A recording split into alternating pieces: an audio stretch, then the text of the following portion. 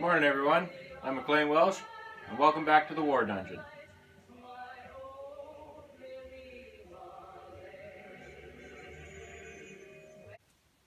That song that you heard was Vera Lynn singing Lily Marlene. It's my grandfather's favorite song and he's the gentleman I wanted to talk about today on the show.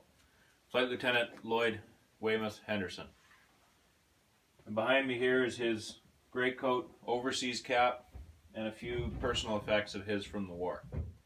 He was a bomber pilot, did 39 missions, 25 night and 14 day in a Halifax as the pilot.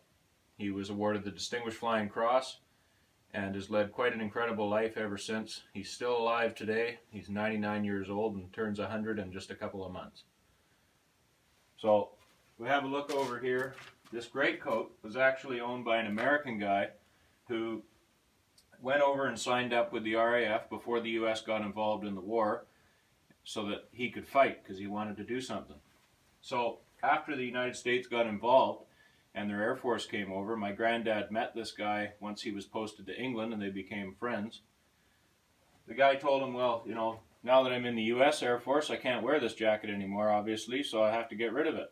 So my granddad bought it from him for the tidy sum of 4 pounds. This jacket is extremely heavy, and as my granddad said, he's just a little fellow and he hardly ever wore it because he could hardly stand up when he was wearing it. But he did when it was cold out. So he got the jacket, changed over the buttons to Canadian Air Force ones. Unfortunately, the next operation that gentleman went on, he was killed. So it was, I guess it was a lucky jacket. And then up here we have his overseas cap. He was a flight lieutenant officer, so he bought himself this overseas cap on Bond Street at Jeeves in London. And on the inside is signed his name and his service number.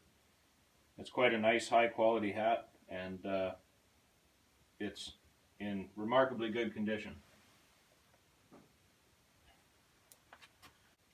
So I mentioned earlier that my grandfather won the Distinguished Flying Cross during the war. His citation for the Distinguished Flying Cross is as follows. As Captain of Aircraft, Flight Lieutenant Henderson has completed a tour of operations during which he has shown high courage and unwavering resolutions to press home his attacks, often in adverse circumstances. On one occasion in June 1944, his aircraft was detailed to attack traps. After the target had been bombed, his aircraft was attacked by a Focke-Wulf 190 fighter. By skillful airmanship, he enabled his gunners to fire on the fighter, which burst into flames and was destroyed. Flight Lieutenant Henderson's devotion to duty has always been of the highest order. So this is a pilot's clock out of a Focke-Wulf 190. It's one of the most interesting things that I have in here, and the story that goes along with it is quite something. So many years later, my mother actually worked for a couple in locally here in Nanaimo, and her dad was in the resistance during the war. And one night in June 1944, they were out running around in the countryside, resisting, I guess, and a German fighter plane, a Focke-Wulf 190, crashed. So he figured, well, I'm going to go see if I can, pull some souvenirs off it. So he ran over there after the fire had gone out, and he pulled out this clock. So my granddad was visiting, this is 10 years ago or more, and he came over for dinner, and they got to talking, and he said, well, I've got this, and I'd like you to have it, Mr. Henderson. And I like to think that there's a chance it might be the clock from the plane that he shot down. And a few years ago, my granddad gave it to me along with his greatcoat, his overseas cap, and a couple of other things. It's an incredible piece of history, an incredible piece of family history, and I can't be more honored to be the caretaker of it. In 2014, my grandfather wrote a book about his experiences during the war. It's titled Memoirs of a World War II Bomber Pilot. He lists everything from growing up in Saskatchewan and when his father homesteaded all the way up until after the war. So I'm going to read you a few excerpts out of this. And if you'd like a copy, you can get in touch with me and I'll be able to get you one. My granddad was born in Saskatchewan in 1919, the year of the Spanish flu. Over 50,000 people died in Canada alone to this sickness, 50 million worldwide. His dad originally came from Scotland to Durham, Ontario in the 1850s and was one of the early pioneers in Saskatchewan. He rode the Canadian Pacific Railway to Saskatoon and walked 95 miles from Saskatoon to the Herschel District in 1905 to stake out the homestead. In 1928, while blacksmithing, a piece of steel became lodged in his eye and it led to blood poisoning. Unfortunately, because there was no penicillin back then, it turned out to be fatal. He was just 46 when he passed away, and I was 9 years old. When World War II broke out, there was a lot of men that were called up for 1 month's mandatory service at the age of 21. I was called up. Like so many Canadians, I felt that I was needed. So in 1940, I decided I would join up. But enlisting in the Army wasn't what I wanted.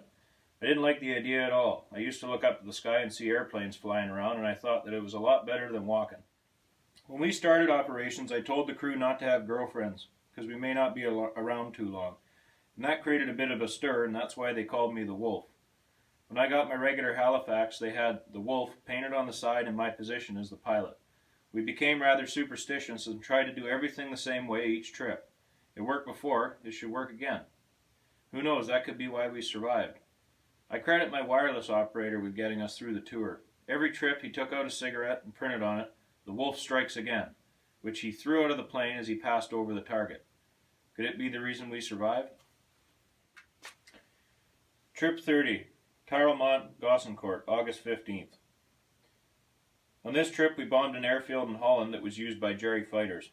As we came out of the target area, there were lots of bombers around. I asked the engineer to stand up in his position behind me and keep a lookout for aircraft. Off to our left, a Halifax received a direct hit and blew up.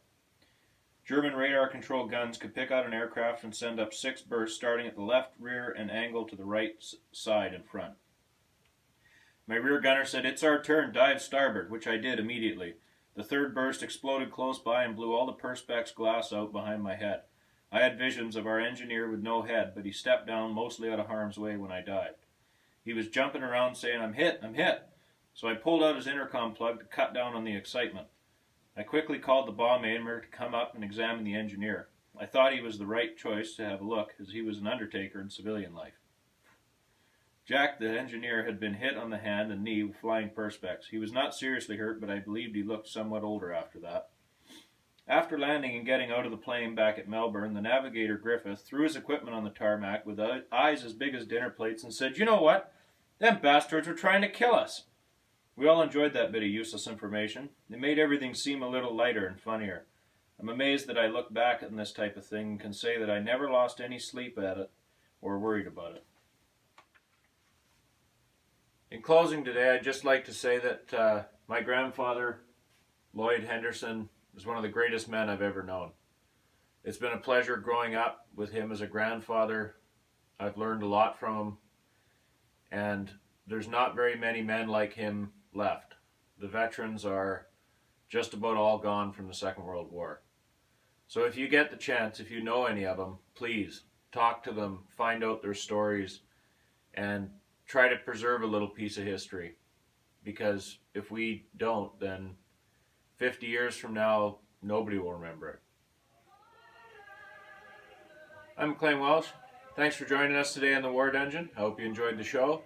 And as always, God save the Queen.